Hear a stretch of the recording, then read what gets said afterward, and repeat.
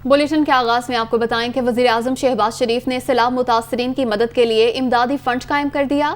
मुखय्यर हजरात से अपील की कि वो अहले वतन की दिल खोल कर मदद करें। वज़ीर आज़म ने कहा कि मुतासरा भाइयों और बहनों की मदद इंसार मदीना वाले जज्बे के साथ करने की ज़रूरत है। हुकूमत ने मुतासरा इलाकों में इमरजेंसी नाफिज कर दी है और मुश्किल मुआशी हालात के बावजूद 5 अरब रुपए मुतासरीन के लिए जारी किए हैं। उन्होंने कहा कि रकूम प्राइम मिनिस्टर रिलीफ फंड 2022 के अकाउंट में जमा करवाई जाएँ। वज़ीर आज़म शहबाज शरीफ ने कहा है कि बलूचिस्तान में सैलाब से बहुत तबाही हुई। वज़ीर ख़जाना रिलीफ सरगर्मियों के लिए NDMA को फौरी तौर पर 5 अरब रुपए जारी करें। वज़ीर आज़म ने मुतासरा इलाकों में इमरजेंसी नाफिज कर दी। बलूचिस्तान में बहुत नुकसान पहुंचा है, फासले बहुत ज़्यादा हैं, लॉजिस्टिक का इशू है और एडमिनिस्ट्रेशन का इशू है। चीफ मिनिस्टर PDMA NDMA मिल के काम कर रहे हैं। अगर गैप्स हैं तो उनको आइडेंटिफाई करके उनको फिल किया जाए।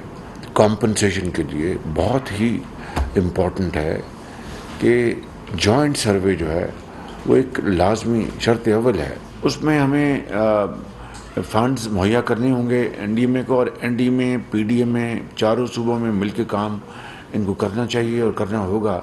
इसमें कतन ना NDMA को क्रेडिट लेना चाहिए ना PDMA को। ये आवाम की खिदमत का मामला है और उसमें मिलकर हमें काम करना है। मैं आपका काम आसान कर देता हूँ। आप फिलहाल इनको फ़ौरन 5 बिलियन के हवाले करें और बाद में हम उसको रिकूप कर लेंगे। एक छोटी सी कमेटी बनाता हूँ, मेहरबानी करके आप सूबों से बात करें। चीफ सेक्रेटरी पंजाब ने वफाकी हुकूमत को मरासला लिख दिया। चीफ सेक्रेटरी ने मरासले में ज़ाती वजूहात के बिना पर काम जारी न रखने बारे आगाह किया। वफाकी सेक्रेटरी एस्टैब्लिशमेंट डिवीजन से खिदमात वापस लेने की दरख्वास्त की है।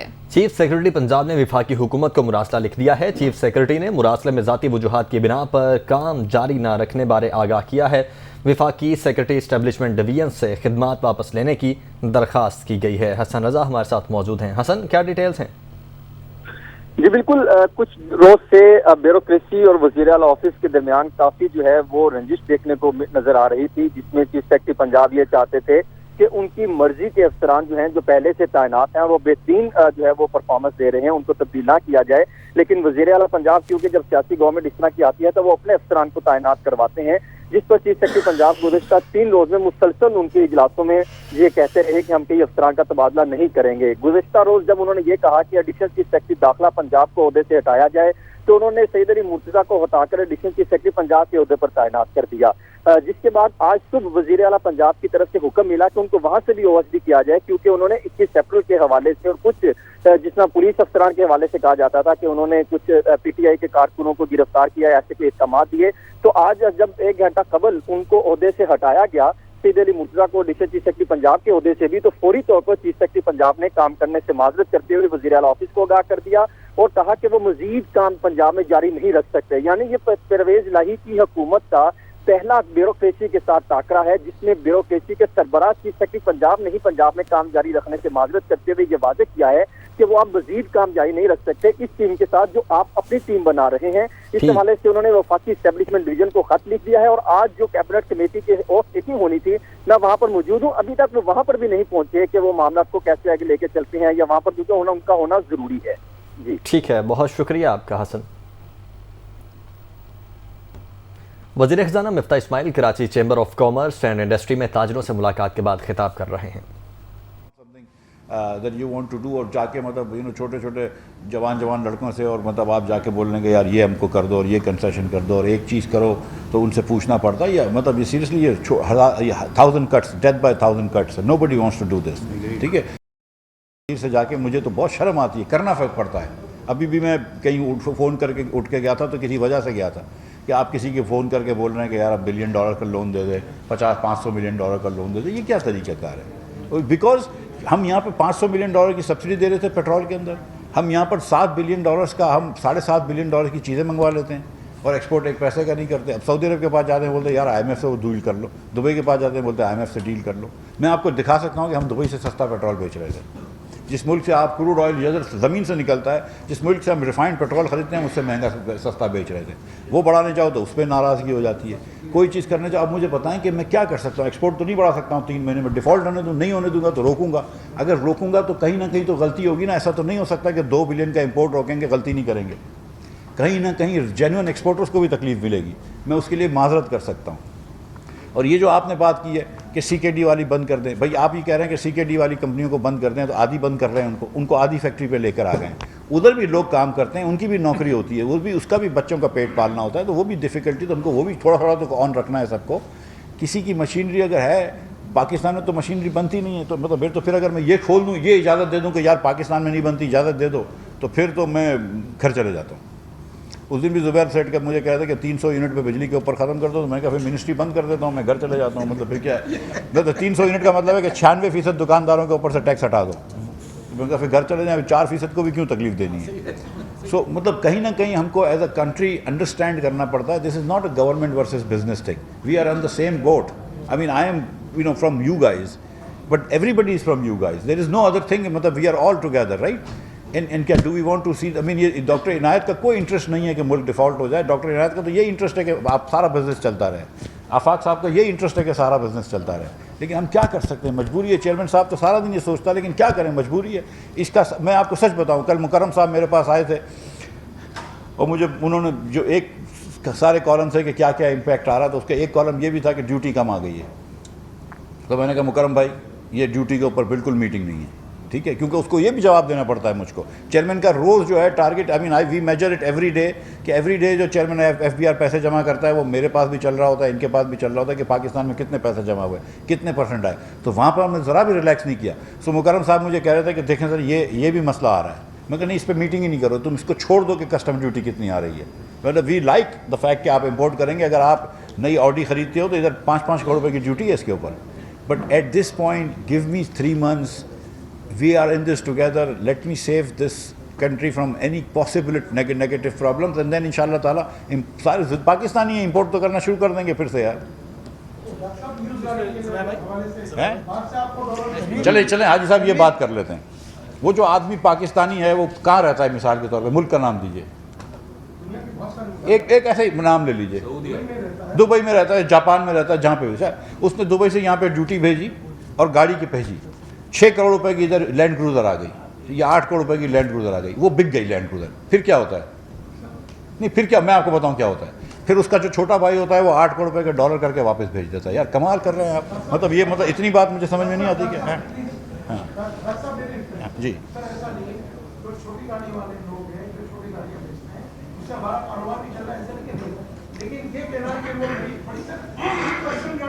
सर 40 लाख रुपए की गाड़ी आई है, उसका भी छोटा भाई जो है वो बेचता है, फिर चक्कर घूमता है। सर आप मुझे मेरी बात सुने सर, एलसी नहीं खुलती, लेकिन वापस मतलब ये क्या रेमिटेंस आ रही है, नहीं एक मिनट, क्या ये पाकिस्तान में रेमिटेंस आ रही है। लेकिन सर मेरी बात सुने, तशरीफ रखिए सर। देखिए सर,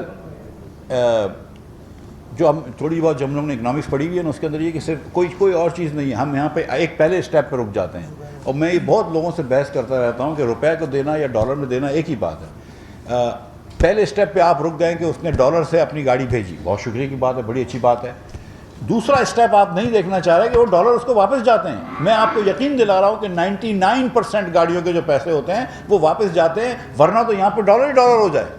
तो ये नहीं हो रहा है ना, मतलब ये कैसी बात कर रहे हैं। जिसको रेमिटेंस जिसको अपनी माँ को पैसे भेजने होते हैं, आप तशरीफ रखिए, जिसको अपनी माँ को पैसे भेजने वो तो वैसे भी भेज रहा है, उसको तो मैं मतलब उसमें क्या हमने मना किया है। तो ये अभी नहीं खोलेंगे सर। हाँ वो मुल्क से नहीं जाता। अगर कोई बड़ी गाड़ी के हवाले से आपके ज़हन में फिगर है कोई अलग बात है, लेकिन सर तमाम गाड़ी जो मतलब पाकिस्तानी भेजता है वो यहाँ गाड़ी बिकती है, उनको प्रॉफिट के साथ उनके घर वालों को चढ़ जाती है जी। छोटी गाड़ियों के हवाले से बात करो, आप नहीं, छोटी गाड़ियों से हवाले से बात कर ले, आप किसी भी बात कर ले, इसलिए आप बखैर इसको छोड़ इसको जो ना बहस हो गई है। शहजाद, ये जो है पहले भी बात हुई है, कहना ये चाह रहे हैं कि डॉलर बाजार से ही उठाते हैं फिर वापस बेचते हैं। सुने मेरी बात, उसके बाद यहाँ से जो है ना वो डॉलर के अंदर गुजरा की ये तकरीब हल्फ बर्दारी जारी है। हाय मनसबी, ईमानदारी, अपनी इंतहाई सलाहियत और वफादारी के साथ इस्लामी जमहूरिया पाकिस्तान के दस्तूर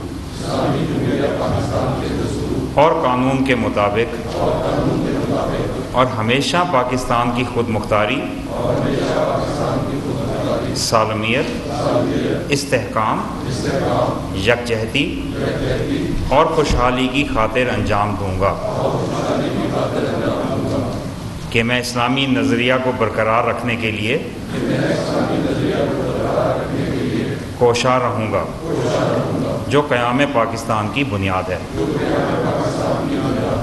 कि मैं अपने ज़ाती मफाद को अपने सरकारी काम या सरकारी फ़ैसलों पर असरअंदाज नहीं होने दूँगा, कि मैं इस्लामी जमहूरिया पाकिस्तान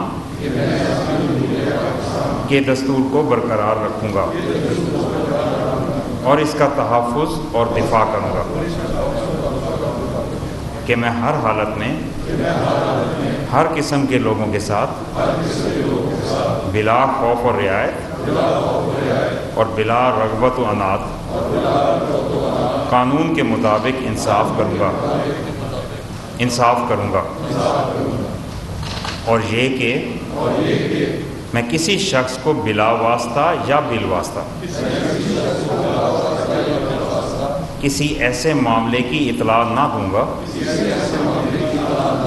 ना उस पर जाहिर करूंगा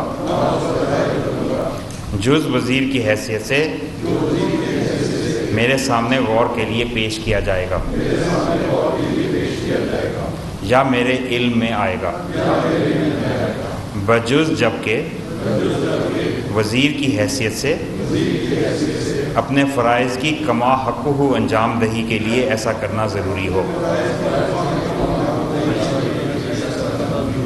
या जिसकी वज़ीर आला ने ख़ास तौर पर इजाज़त दी हो। अल्लाह सुब्हानहू व तआला मेरी मदद और रहनुमाई फरमाए, आमीन।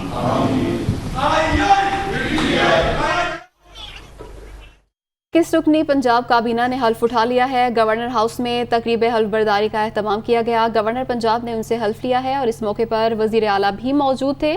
मुराद रास, यास्मीन राशिद, असलम इकबाल, मोहसिन लगारी, यासिर हुमायूं, राजा बिशारत, खुरम विर्क, अली अफजल शाही, अली अब्बास शाह, महमूद रशीद को शामिल किया गया है और वुज़रा को महकमे भी अलॉट कर दिए गए हैं। और पहले मरहले में काफ लीग को नुमाइंदगी नहीं दी गई। पहले मरहले में आपको बताएं कि सिर्फ PTI के वुज़रा को शामिल किया गया है। दूसरे मरहले में काफ लीग से वुज़रा को शामिल किया जाएगा। साबिक वज़ीर दाखिला और कानून राजा बिशारत को कोऑपरेटिव और प्रोसिक्यूशन, आसिफ नकई को महकमा एक्साइज एंड टैक्सेशन, अली शाही को कम्युनिकेशन एंड वर्क्स का महकमा दिया गया है, जबकि राजा यासिर हुमायूं को हायर एजुकेशन और IT का वज़ीर रखा गया है।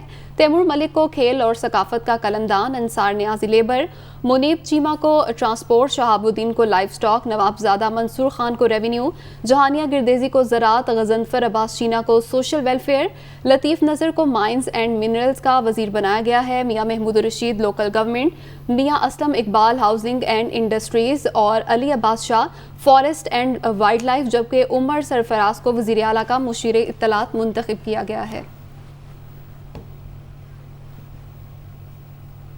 Welcome back. PTI ने 9 हल्कों के लिए इलेक्शन कमीशन का जारी इंतखाबी शेड्यूल चैलेंज कर दिया। इस्लामाबाद हाई कोर्ट से इंतखाबी शेड्यूल को मुअत्तल करने की इस्तदा। PTI के इस्तीफों पर मरहलावार मंजूरी के खिलाफ दरख्वास्त ज़ेर इल्तवा है। ये मुतफरिक दरख्वास्त है और इलेक्शन कमीशन का 5 अगस्त को जारी करदा शेड्यूल मुअत्तल किया जाए।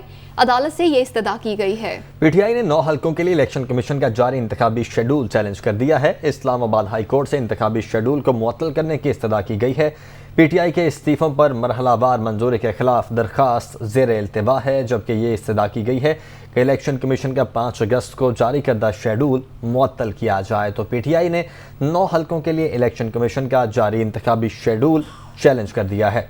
इस्लामाबाद हाई कोर्ट से इंतखाबी शेड्यूल को मुअत्तल करने की इस्तदा की गई है, जबकि PTI के इस्तीफों पर मरहलावार मंजूरी के खिलाफ दरख्वास्त ज़ेर इल्तिवा है और इस्तदा की गई है कि इलेक्शन कमीशन का 5 अगस्त को जारी करदा शेड्यूल मुअत्तल किया जाए। आमिर सईद अब्बासी इस वक्त हमारे साथ मौजूद हैं। आमिर, एक जानिब तो खान साहब कह रहे हैं कि इन सारे हल्कों में मैं खुद इलेक्शन लड़ूंगा और दूसरी जानिब फिर अब चैलेंज भी कर दिया गया इस फैसले को। देखिए, पीटीआई का ये मौकफ है कि जो मरहलावार इस्तीफों की मंजूरी है स्पीकर कौमी असम्बली की जानिब से, वो मामला पहले ही इस्लामाबाद हाईकोर्ट में ज़ेरे समाअत है। और ऐसे हालात में जब 123 अरकान असम्बली ने इस्तीफे दिए और सिर्फ 9 हल्कों का शेड्यूल इलेक्शन कमीशन ने जारी किया, क्योंकि स्पीकर ने सिर्फ 9 जो अरकान असम्बली हैं उनके इस्तीफे मंजूर करके डी नोटिफाई किया, तो लिहाजा इसमें पीटीआई का ये मौकफ है कि तमाम जो 123 हल्कों के एमएनएज हैं उनको डी सीट किया जाए। ताहम दूसरी जानिब ये बात दुरुस्त है कि पीटीआई ने अगर इलेक्शन होता है तो उसकी भी तैयारी कर रखी है और इमरान खान ने खुद 9 हल्कों से इलेक्शन लड़ने का ऐलान कर दिया है। ताहम पीटीआई की कानूनी टीम जो है उसने इस्लामाबाद हाईकोर्ट में दरखास्त दायर की है कि जब तक 123 अरकान असम्बली की डी नोटिफिकेशन का मामला इस्लामाबाद हाईकोर्ट में तय नहीं होता, तब तक पीटीआई जो है वो किसी भी सूरत जो है वो नहीं चाहती कि सिर्फ 9 हल्कों पर इलेक्शन हो। लिहाजा इस्लामाबाद हाईकोर्ट में दरखास्त दायर कर दी गई है, जिसमें मौकफ अपनाया गया है कि पीटीआई 9 हल्कों में जो इलेक्शन शेड्यूल जारी किया गया है उसको चैलेंज करती है, वो खिलाफे कानून है, लिहाजा उसको कलअदम करार दिया जाए, रोका जाए। इस्लामाबाद हाईकोर्ट इलेक्शन कमीशन को रोके कि वो किसी भी तरीके से 9 हल्कों में जो ज़िमनी इंतखाबात हैं वो ना करवाएं, बल्कि 123 जो तमाम एमएनएज अरकान असम्बली हैं उन तमाम को डी नोटिफाई करके उसके बाद कानून के मुताबिक कार्रवाई को आगे बढ़ाया जाए। ये पीटीआई की कानून टीम का मौकफ है। ठीक है आमिर सैयद, बहुत शुक्रिया आपका। और तहरीक इंसाफ का बड़ा फैसला, खैबर पख्तूनख्वा और पंजाब असम्बलियां तहलील नहीं होंगी। असम्बलियां तहलील की तो विफाकी हुकूमत गवर्नर राज लगा सकती है। पीटीआई को यह खदशा है कौमी असम्बली तहलील न हुई तो दोनों सूबाई असम्बलियां मुद्दत पूरी करेंगी। इसी पर बात करेंगे। ब्यूरो चीफ इस्लामाबाद अदील वड़ाइश हमारे साथ मौजूद हैं। अदील, बताइएगा ये फैसला क्यों किया गया? हाँ जी, ये फैसला इसलिए किया गया है क्योंकि जो इजलास हुआ है रिसेंटली पाकिस्तान तहरीक इंसाफ का, उसमें पीटीआई के लीगल टीम ने जो ब्रीफिंग दी है, जो कॉन्स्टिट्यूशनल मामला को देखने वाली टीम ने जो ब्रीफिंग दी है कि इसमें अगर ये असम्बलियां तहलील की जाती हैं वफाक पर प्रेशर डालने के लिए कि वो कौमी असम्बली भी तहलील करें, तो ऐसी सूरत में वफाक ऐसी हंगामी सूरत हाल से निपटने के लिए गवर्नर राज लगा सकता है और फिर वो तमाम अमूर जो हैं जो सूबों के वो फिर वफाक से कंट्रोल होंगे और उसके बाद फिर इलेक्शन कमीशन ऑफ पाकिस्तान के पास इसके सिवा कोई चारा नहीं होगा कि इलेक्शन कमीशन जनरल इंतखाबात से कब यहाँ पर इलेक्शन करवा दे। और ऐसी सूरत में वहाँ पर गवर्नर राज के जरिए वफाकी हुकूमत होगी। तो अब खैबर पख्तूनख्वा जो है तहलील नहीं होगी।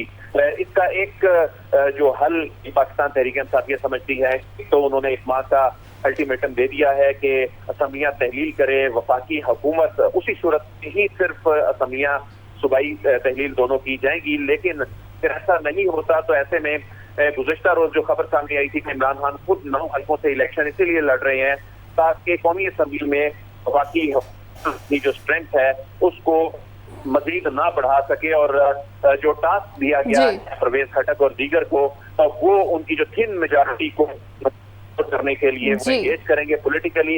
उसके बाद तहरीक इंसाफ की जानिब से फैसला किया गया है कि केपी और पंजाब असम्बलियां तहलील नहीं होंगी। बहुत शुक्रिया आपका अदील। पीटीआई रहनुमा अली जैदी दीगर रहनुमाओं के हमरा कराची में न्यूज़ कॉन्फ्रेंस कर रहे हैं। मुमलिकत खुदादाद, मुसलमान ममालिक का लीडर, एटॉमिक पावर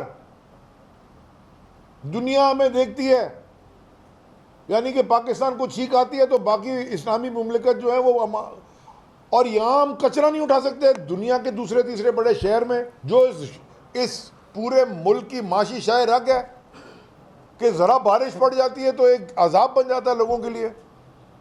15 साल से तुम बैठे हो हुकूमत में, कुछ शर्म होती है?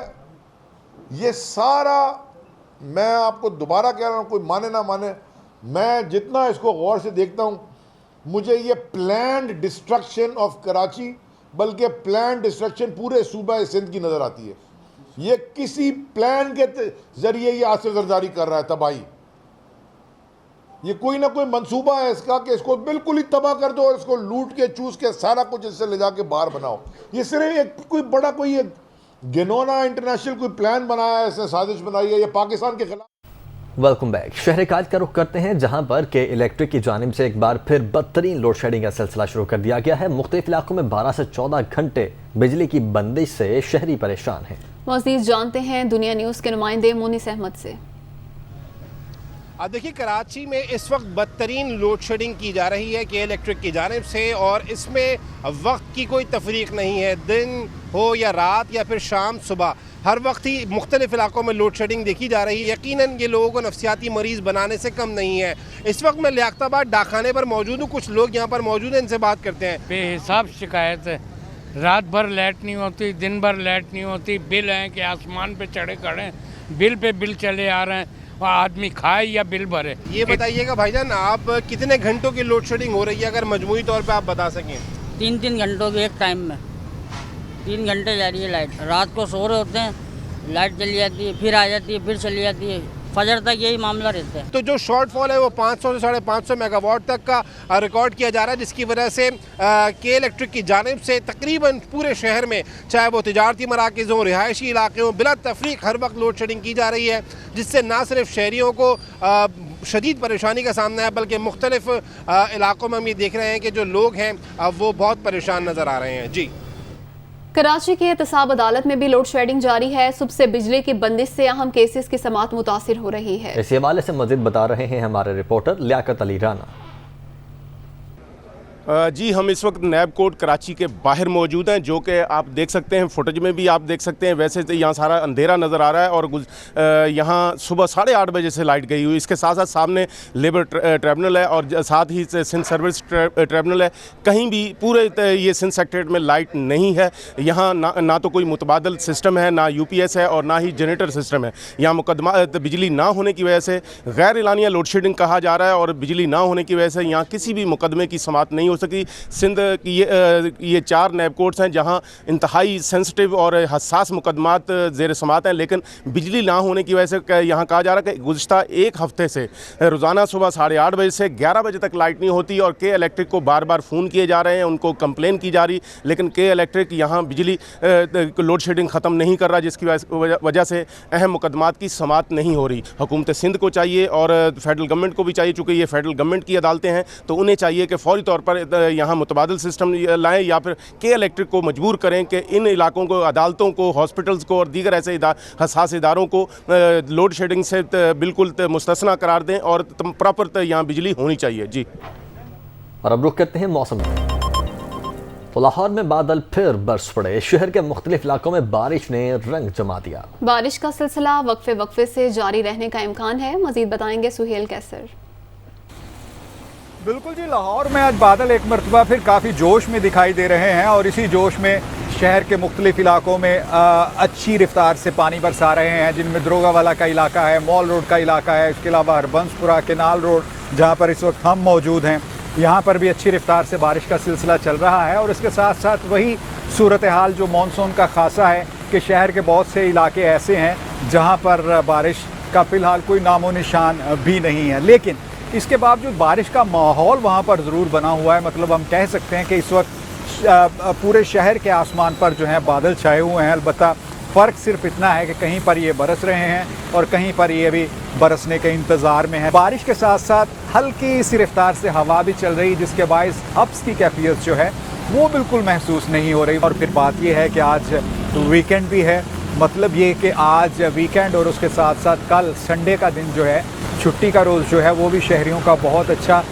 गुजरने वाला है। और इसके साथ साथ हम हमेशा आपसे ये कहते हैं कि प्लीज़ मोहतात भी रहा करें। इस मौसम के दौरान बहुत से नाखुशगवार हादसा भी पेश आते रहते हैं। जी, कराची में सुबह से सुरमई बादलों के डेरे। महकमा मौसमियात ने हल्की और दरमियाने दर्जे की बारिश का इम्कान जाहिर किया है। ताहम शहर के मुख्तलिफ इलाकों में वक्फे से बूंदाबांदी का सिलसिला जारी है। मज़ीद बता रहे हैं शुएब बुखारी।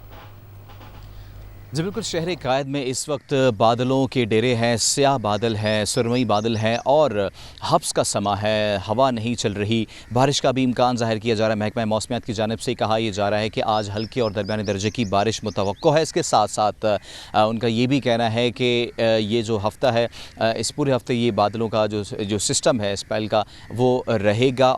तेज़ बारिश वाला सिस्टम भी जो है वो मुतवक्को है कराची में। ऐसे में जो इंतज़ामिया की तैयारी है बारिशों के हवाले से, जो प्रेडिक्शन पहले से ही की गई है महकमा मौसमियात की जानिब से, तो वो कितनी है वो तो बारिशों में ही पता चलेगा। लेकिन हमने जो पिछली बारिशें देखी उसमें भी महकमे की तैयारियाँ बहुत कम हमें दिखाई दी, सड़कें ज़ेर आब आईं, शहरियों को बहुत ज़्यादा अजियत का सामना करना पड़ा। इवन जो पिछली जो बारिशें थी उनका जो पानी था सड़कों पर वो अभी तक जो वो कई सड़कों पर मौजूद है, और अगर पानी कहीं नहीं होता तो वहाँ कीचड़ ज़रूर होता है।